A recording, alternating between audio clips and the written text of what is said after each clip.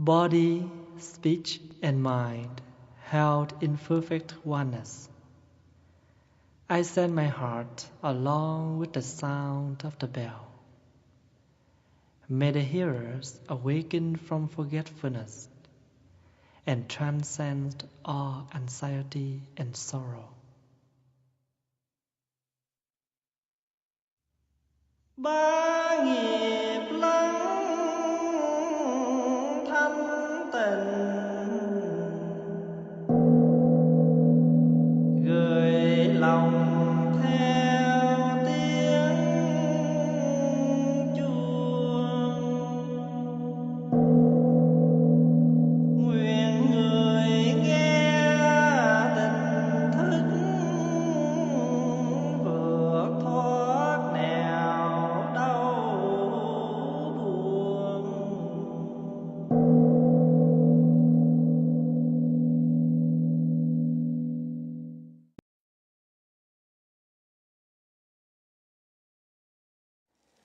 May I invite brothers and sisters, find yourself a comfortable posture. Relax your whole body. Relax your shoulders. Relax all your tensions.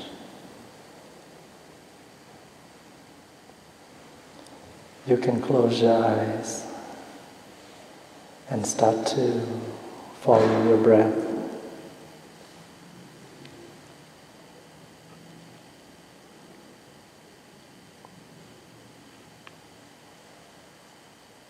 Breathing in, I calm my body. Breathing out, I calm my mind.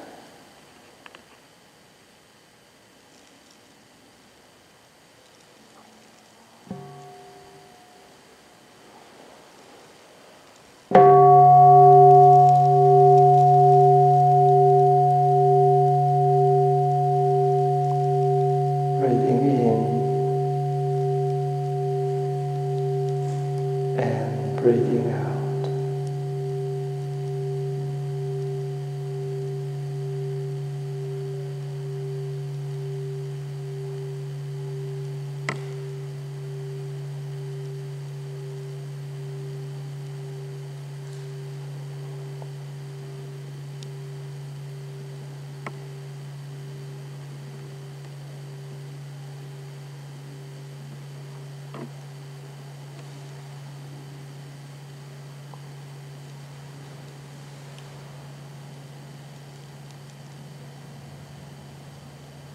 Breathing in, I feel relaxed. Breathing out, I feel fresh.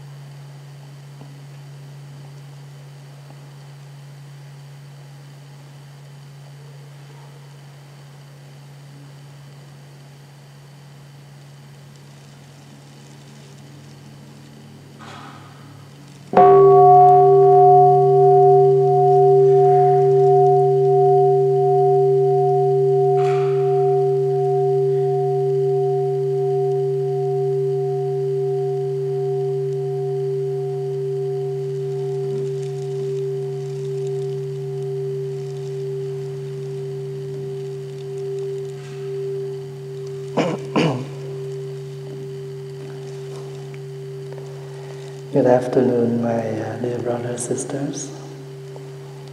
How was your day so far? Good? Relax.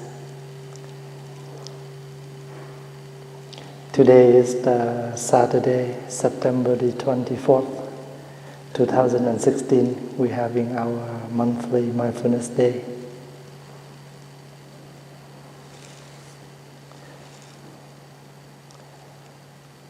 When we have a day like this, we just tell ourselves that a day to relax.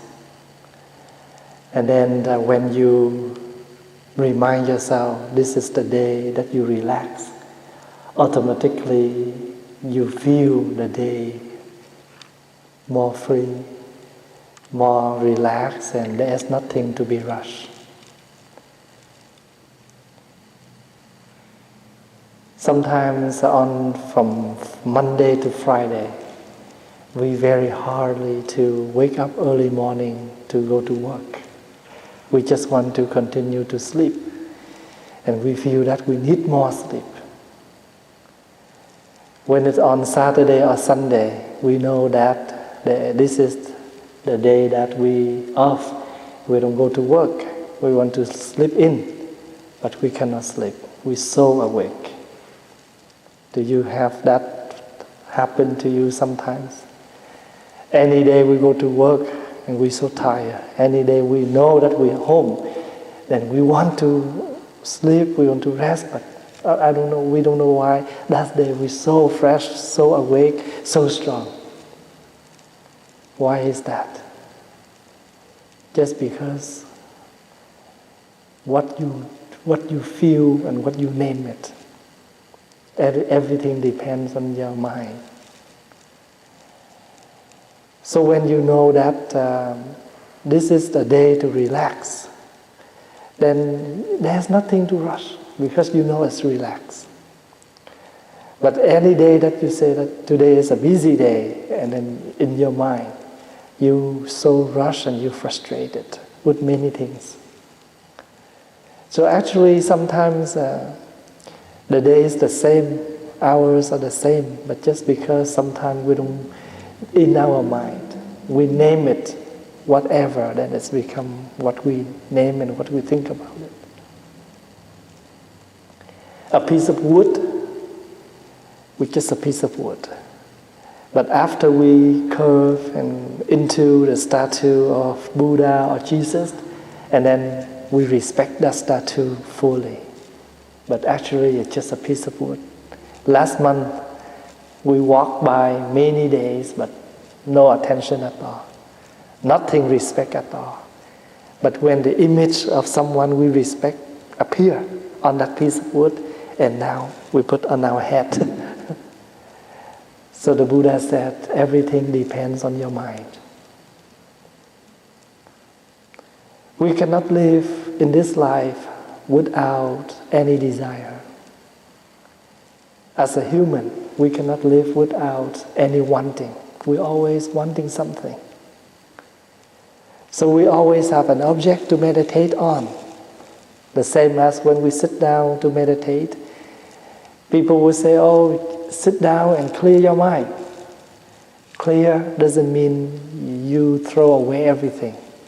No way. We cannot do that. We always have something to think because we have a thought, we have thinking, then we have the object to think. Like we have the eyes to see, then our eyes always have an object to see. Even when you close your eyes, people ask you, do you see something? No, I didn't see anything, it's only black. Black is your object of what you see. But we always expect that, something as an image, as a form, in order for us to see. But we used to see, I didn't see anything, it's black. Black is what you see. Like a piece of paper, did you see something? No, just a piece of paper. Yeah, a piece of paper is what you see. But we always expect there is something on piece of paper. So we are human. We always have something we want. I want drink. I want to eat. I want to have a fan because I'm too hot. I want a jacket, it's cold. We're always wanting something. But the practice here is when we mindful, then we will choose what to want. There's nothing wrong if we want too much, but we're unable to satisfy it, and then we suffer. So why we happy? Because that satisfies us. Why we happy? Because something we want is satisfied. Something is not satisfy us, we are not happy. So the happy is from where? From us. If I make you happy and you agree with that, you're happy. Even I offer you my food, but the food you didn't like to eat, even the food I offer you, you're still not happy. So I cannot offer you happiness. As long as you agree with that, you're happy. So, something we want is not wrong. But the question for us is that appropriate for us to want that? And what can we afford for that? We want a house. There's nothing wrong. We need a place to stay. And people will say, oh, that's desire. Yes. But this is what? Reasonable desire. We need a place to stay. But non-reasonable is you want something too much, over your budget, over your financial situation. So you want a house, it's fine. But you must come back to reflect your budget. In Buddhist practice, we call dedicate the merits. When we do something good, we want to share this goodness to many people. But there are different types you need to reflect in order to direct.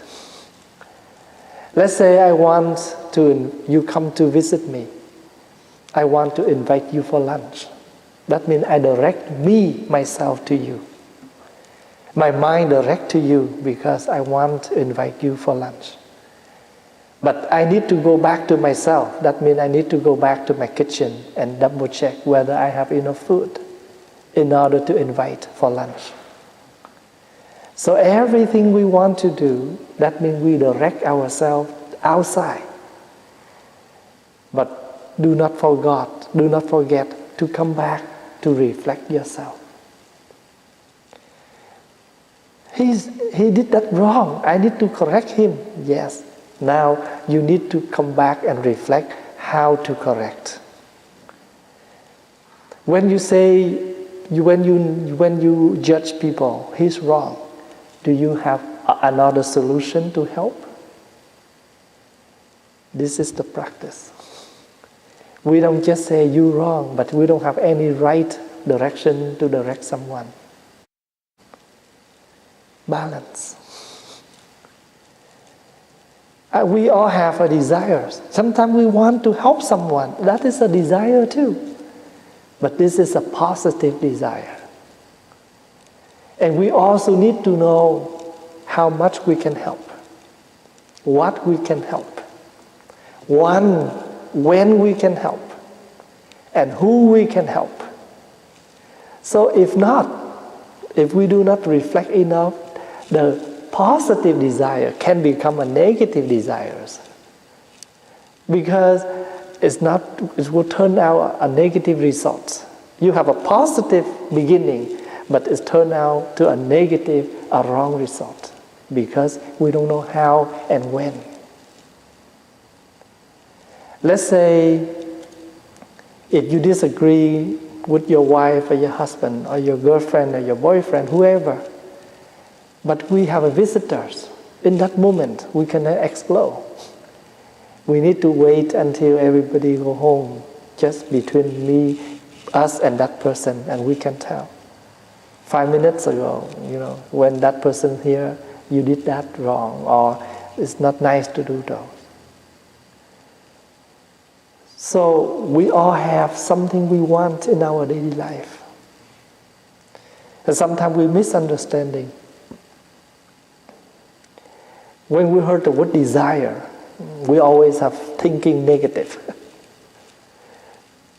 When we heard the word desire, we're always thinking about, oh, that's bad. Like the word karma, karma in Buddhist.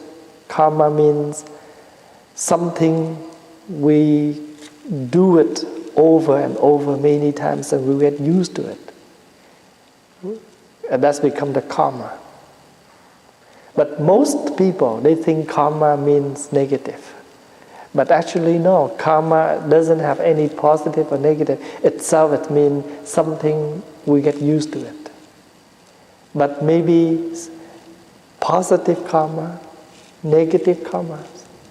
Like, I like to go to Friday session. This is a karma, but it's good karma. I like to go to the bar every day after work. This is also a karma. If you don't go, it's kind of you miss it. This is a bad karma, a black karma, or white karma. So sometimes we have something to addict. But if that addicted bring you happiness, or you can bring something to someone. Let's say I have a desire to share with you the practice. But beside that, I have no expectation about my desire. Oh, I cannot give a talk until you have 20 people. Only 5 or 6, let's go home or dismiss. You never done what you want.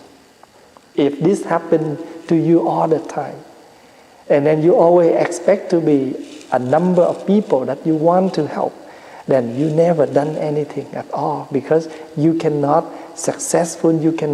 if you cannot begin with a small number, then how can you have a larger number?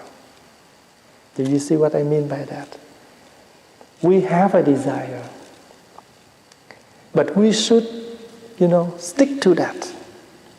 Let's say today, early morning we have 20 people. Wow.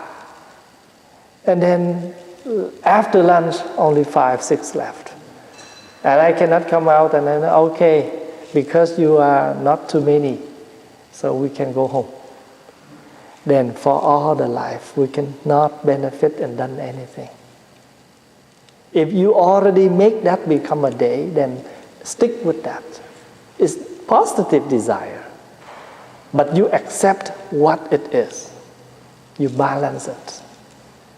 Early morning, you're very okay. Late afternoon, you're not okay because of the number. The number of the people, change your mind. Then in this life, many things can change you. Maybe the weather, the environment, whatever. Or even just one word of someone. You say, Thầy, your English is poor, and don't ever go and give a talk. Then I may change my mind. I will withdraw from what I'm doing. Do you see what I mean by that? So make sure we have the light of mindfulness to shine. I want to do my garden on this Saturday. And then you prepare everything, and then the neighbor just come and say, your garden is not nice. And we put everything away. We don't know what we want. Just a word of a person can move us away from what we want. Then, for the whole life, we cannot success on anything we plan. So when we have a vow, why we vow? Because we realize why we need that. Then never refuse. You know, sometimes I travel, and some of my public talk, 2,000 people. Some of my public talk, only 6 or 10. Big difference. But I still talk the same. Because I know my desire is to talk. These 6 people desire to listen. Why I need to focus to the number of people who are not desire and cut off my desire? You use the non-desire people, cut off your desire. That's not fair. So we have a very famous and very well respected monk in Vietnam. He passed away when he only 50 something. But during his monastic life, he never wasted even a day. He wrote books. He opened, classes to teach. At the wartime in Vietnam, a lot of children cannot go to school. He go back to the countryside to open school to teach Vietnamese, to teach language. Sometimes only one show up. He still sit with that student and teach. Why? Because he has a desire to teach. This one person has a desire to learn. The others, they don't have that need. Then why we have to take the one who do not need us and push the one who need us away? Do you see what I mean by that? So this is the practice.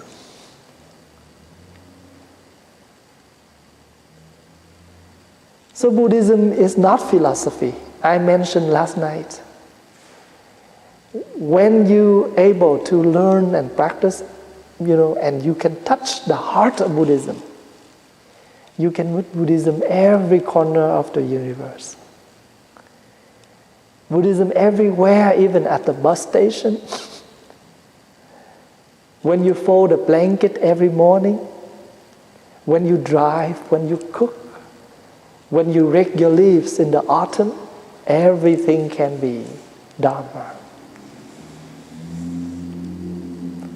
Because they are the objects for you to meditate on. So when we sit down and meditate, something arises in our mind. Even good or bad, in that moment, they are not the object for us to take in that moment. The object that we should take in that moment is our breath. So we do have an object to take care. At the moment we meditate is follow our breath. Because we want to working with that. We used to forget our breath. But when we stop breathing, everything will be stopped. So what is the most valuable? Money, diamonds, position, fame? No. I have a letter from a young lady from France. She didn't know how to use email. She does not use internet. She just wrote me a hand letter. And she said, Thầy, in the past 5 years, your lecture nurtured me, even though we never met. But I can see you every day on YouTube, and you give me a lot of energy to live. One day I have a big accident, and while I got into the accident, I thought my life is ended. When I opened my eyes, I'm so happy because I know that I'm still alive. And since that moment, I realize and understand what is called impermanent. I really experienced the word impermanent. I heard the words but I never experienced deeply about that. And I can experience what is called life is fragile. Life is fragile, very breakable. And what happened? She said, since that day, I know that I have a new life. We have two kinds of death. One day we stop breathing, and that's we call totally death. We done our lifetime.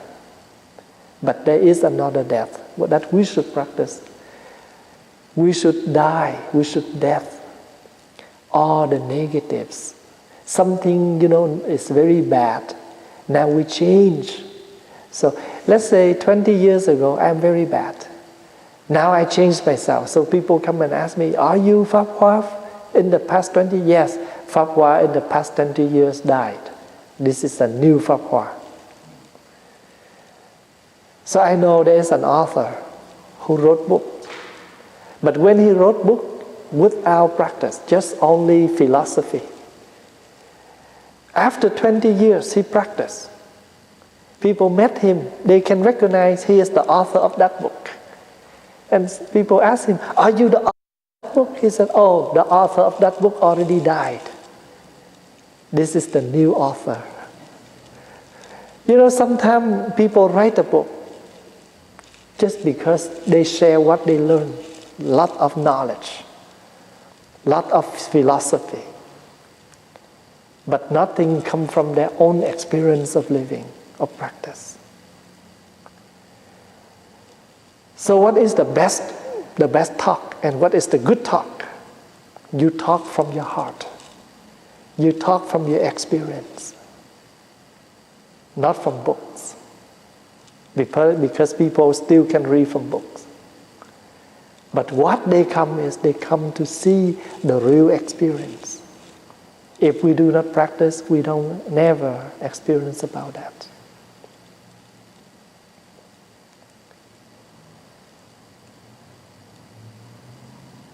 So when we have something we want, do not expect how it turned out, but you accept how it was.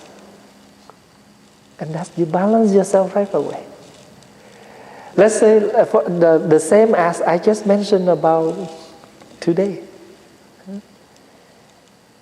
When we see a lot of people, oh, we're so exciting. And we thought we will give a talk. And then when I step out, only 5 left. I collapse. And I cannot continue my desire. But these 5 are who desire to listen. It match with you because you are the one who desire to talk. In this life, you will meet this kind of thing a lot. At work, at school, with relationship, many things.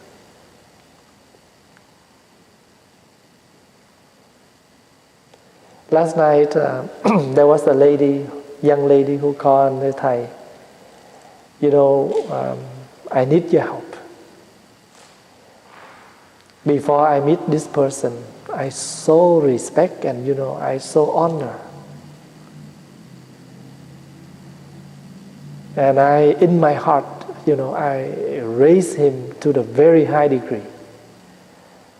But when I met him, I'm totally collapsed. Not even something that I expected. So I deeply suffer. How can I overcome? I said, why don't you think this is a lecture for yourself? Do not, have any perception on anything. Let's say you come to the temple, you see the Buddha like this. And in your mind, you expect the Buddha will look like something like this.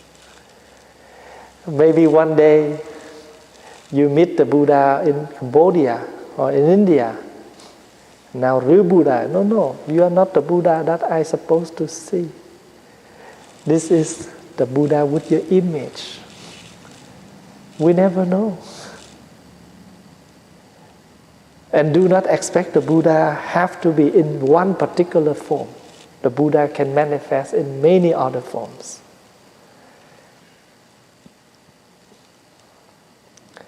There was a man who fell down in the water, almost died. And in that minute he said, Buddha, please help me. Buddha, please help me. I'm too young. I still want to live, to do a lot of good things. There was a canoe come and stop by him and say, come, I help you. No, I'm waiting for the Buddha. He refused the help. And then that canoe have to go, and then he continued to cry and pray for the Buddha to help. Another boat come with more people, more bigger boat. Let us help you. They throw the another boat, with life-saving saver.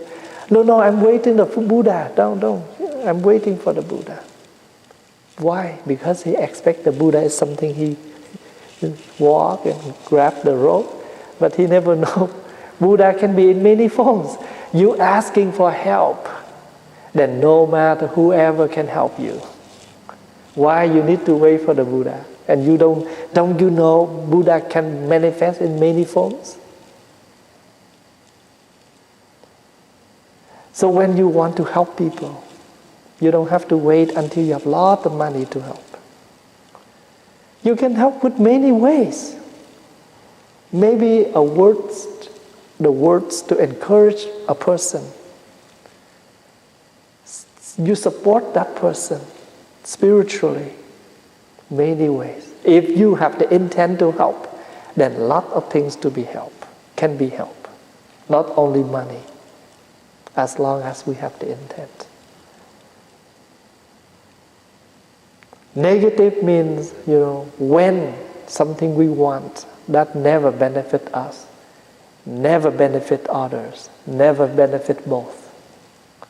And sometimes it's come back to damage us, damage the others.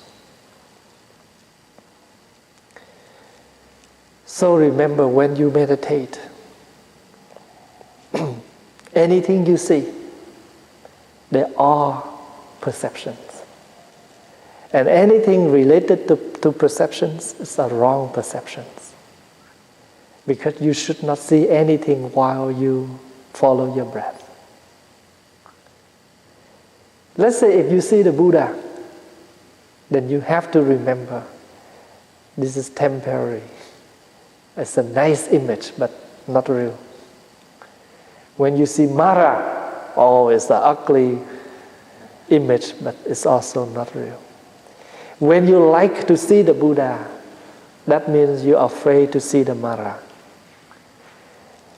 When you like the Buddha and you're too exciting, it's unbalanced. When you see the Mara, you're so afraid, it's also not good. So keep your mind in neutral. Just follow your breath continually and drowning yourself in the present moment. Recognize every single breath you breathe in and out, nothing else. And then if one day you have a problem with your son or your daughter or someone you like, you love, or with your colleague at work, and that situation, that person can become an object for you to meditate on. Why that person angry with me today? You can start from 1 to 12. And you realize the main dot right there. I know why now. Because I did not say it's nice enough. That's why that person get angry. And people will judge. If you are thinking too much during meditation, and that is not called meditation anymore, that's not real. That's not true. Meditate means when you have a problem, you meditate and focus around that situation in order to find the way to help. Meditation doesn't mean you vanish everything. You clear your mind. But you know what you are thinking and what is the really thing that you need to focus on now.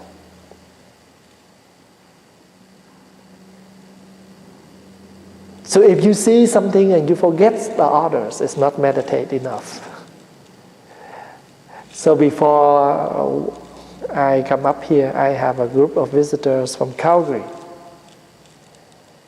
And I know that I have to come here with the group.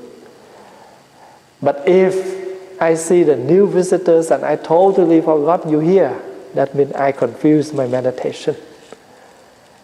So I balance. I see them for a while and I know I have another thing to do. So things come one by, you solve it. You solve the problem one by one. It's meditation.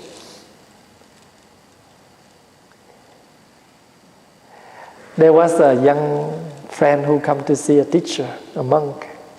Master, it's very hard to practice. I have a few problems that prevent me.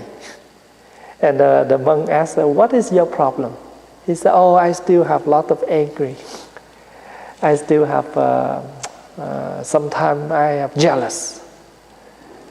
And the master said, let's suppose when you go to do your math, your exam, what do you want to do first? He said, I will choose all the easy one first. I will work with all the easy one first before I do the hard one. And he said, okay, same thing. Practice whatever you have problem now. Don't think about when you become the Buddha, when you can overcome all your obstacles. Just whatever happens, like when you greed, when you hate, when you're angry, work with that. Those are all the easy problems that you need to solve first. So do not misunderstanding about meditation. To sit and clear the mind. We always have something to focus on. But if any day there's nothing, your breath. If any problem comes, focus on that. Meditate on that. Even you don't need in the cross-legs position. You can sit on a chair with a piece of paper. Now I have 2 jobs to choose. So if I take this morning job, what is the advantage? If I take this evening job, what is the advantage and the disadvantage? I gain lots of money from the night shift, but I have no time with my kids. I have little bit money, less money in the morning job, but I still have time for my kids. And you will see between money and your kids, which one is more important. If we don't have, the kids will turn to teenager, adult, and they slowly depart from us. So one day, if they totally depart from us, money cannot do anything. So I rather to have the morning job because it's less money, but I have time with my children. Money can bring anything if, I have no enough time for my children. Meditation.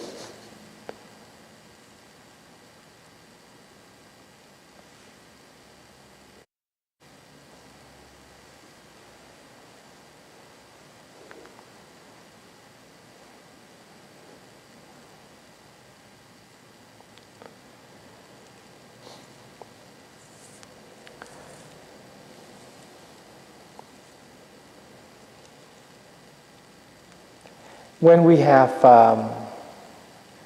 we're able to have a mindfulness,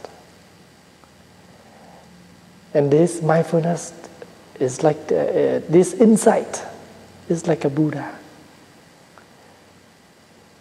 So your question is, what is the Buddha?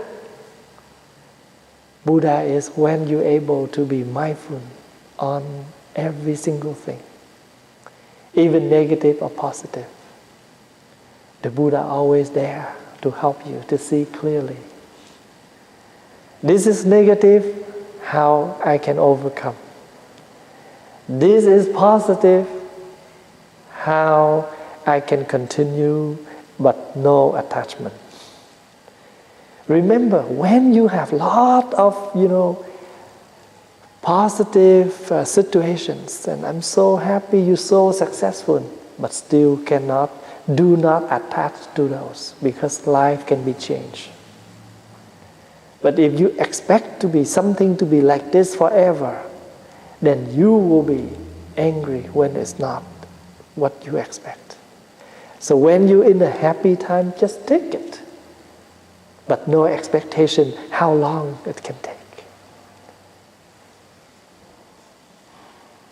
Lot of couple,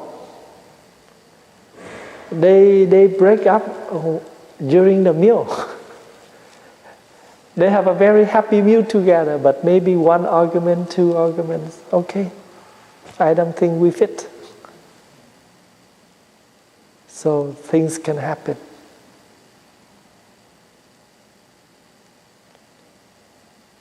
So that's why when we do, in the Buddhist practice, we used to join the palm like this. And we do prostrations. This is the way to help you to touch the earth, and to open your heart widely. And you will realize that you are one with the earth. We cannot live without the earth. We cannot live without the sky, because the sky gives us sunshine, rain. The earth gives us a lot of growing. So in our body we have earth and sky, because the vegetables we eat, everything we eat comes from earth and sky. So we are one with earth and sky. We have a book called Touching the Earth. And you can buy this book, you can have this book and practice maybe one paragraph each day. Very meaningful and very powerful and very practical. We talk to the Buddha. Dear Buddha, in the past, I have done a lot of wrong things. From the way I think, from the way I speak, from the way I act. I have damaged my life for many years. Now I have realized I live a life without beneficial for anyone, even myself, something like that. If you don't have the book, you can create on your own, related to your problem. For example, if this morning you get angry and you have said something very wrong, and that you hurt a lot of people around you, later on at night you realize it's wrong. Now you can practicing touching the earth. You can speak up what really happened to you in this morning.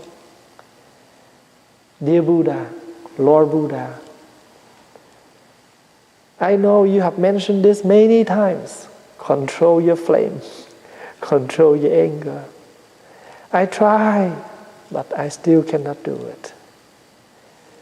And I know in this moment, I am the one who loses everything. Not money, not position, not the fame, but I lose for myself. I lose for my anger, because the anger becomes very powerful. So we are not the enemy of anyone, and no one is our enemy. The three poisons: hate, greed, ignorance. They are the one who suffer. The nature of hate already in us. The nature of greed already in us. The nature of of ignorance already in us. But accidentally we just water those every day. We are not mindful enough to realize which one we should water more, like understanding, forgiving, calmness, freshness. We do have those too. But just because we don't know how to water them.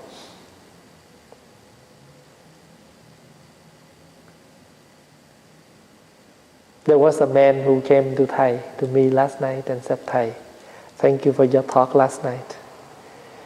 Your talk touched directly to my problem in the past few days. Because last night I shared with them about the story the Buddha said to a young people.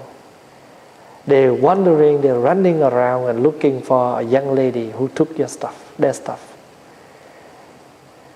And the Buddha practicing meditation in the same park as they went for picnic.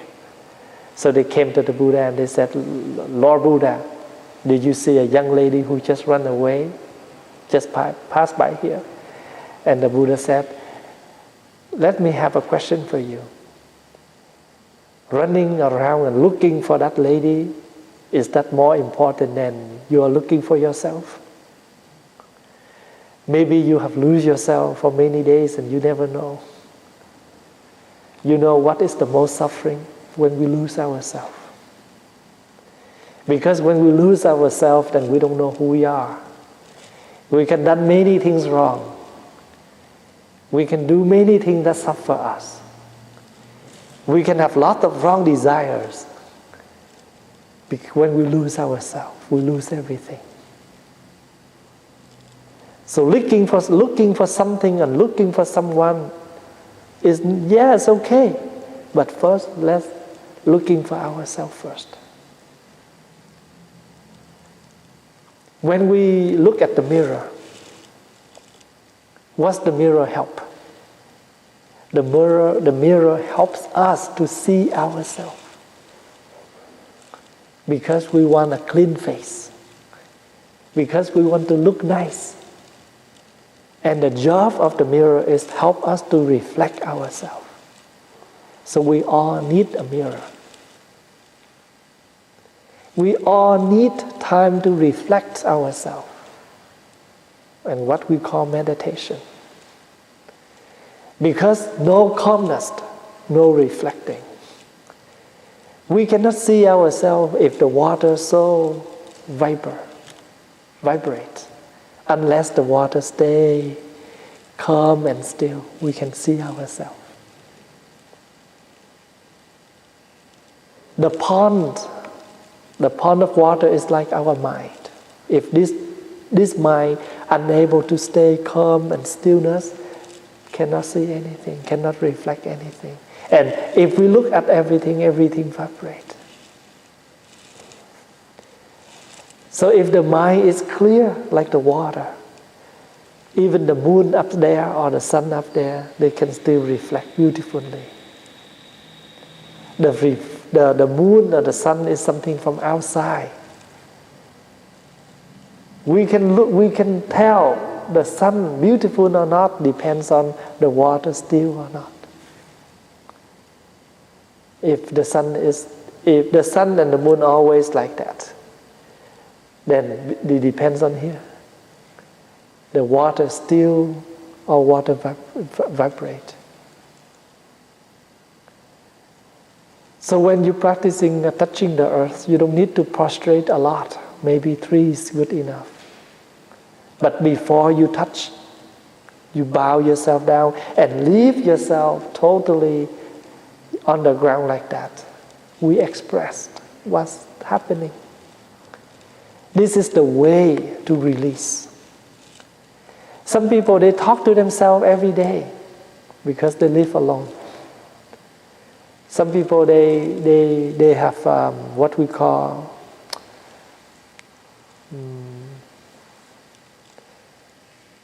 depressed. They feel very heavy Because there are so many things they bring in, but they cannot let it out. It's like they take a lot of food in, but the food not digest. And their stomach feel very uncomfortable. So touching the earth is like a time for you to release everything from outside, from inside. It helps you to speak up and to put everything down. It's like when you something you don't like, you just throw it on the ground.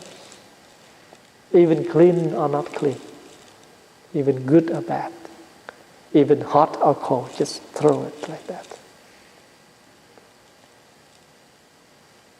And before we bring it out, we can name it. This is my negatives. I have gained it since last month.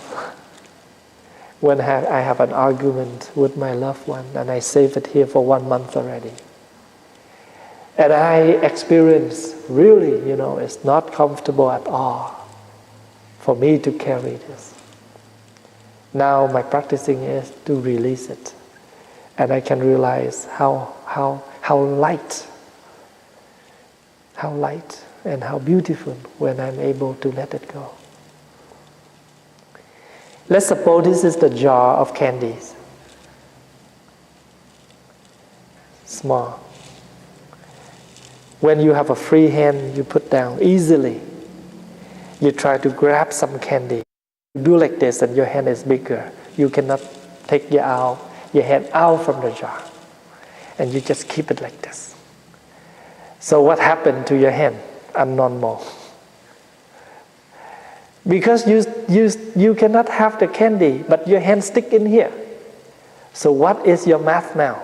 You want to release the candy to have a free hand, or you don't want to release the candy, just keep the candy like this, and your hand are not free, but you still have no candy. The practicing is here, I have to accept one thing. I rather not to have the candies. But I have a free hand to do something else. Something you still cannot hold, but you still cannot eat. Then why you have to stuck yourself like that? Did you see the image? Huh? Very smart.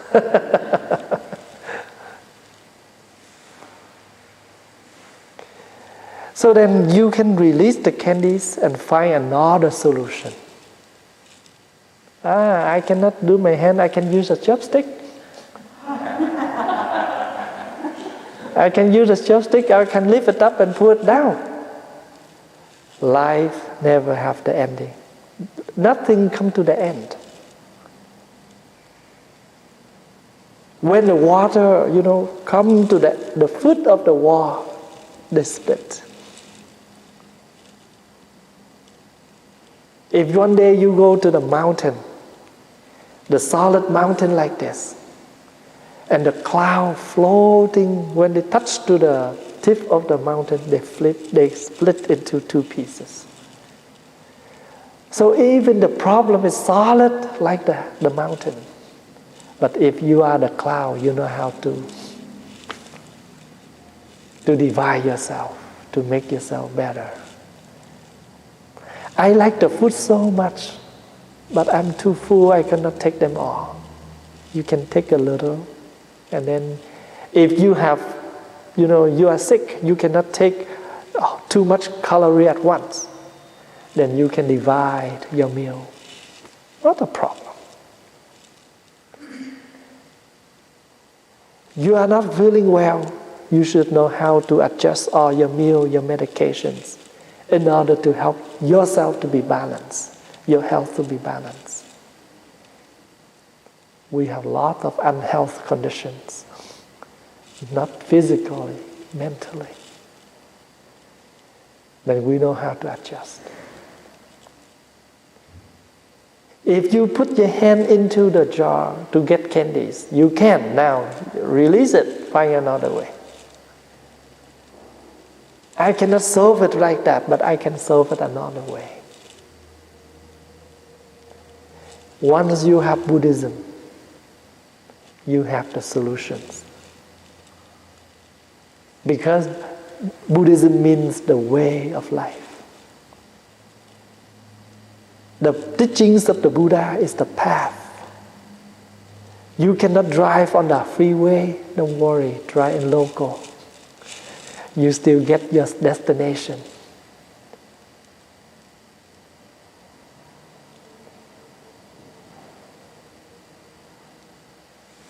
Is that help you a little bit for today? Thank you for your questions. And the question is, what is the main Buddha? Not Shakyamuni, not Amitabha Buddha. The main Buddha is your mindfulness. When you have mindfulness, even in the negative or positive, you can live fine. You can adapt yourself with all different situations. This is the main Buddha we need. Even Shakyamuni Buddha, the Prince Siddhartha, according to the Buddhist history, he is the founder, but he's still a human. He's no longer with us. Any particular Buddha, they still have the limits of their lifetime. But the lifetime of mindfulness is unlimited. A day we live, a day we have mindfulness. So take this main Buddha with you all day long, all month long, and all year long. Thank you for your listening.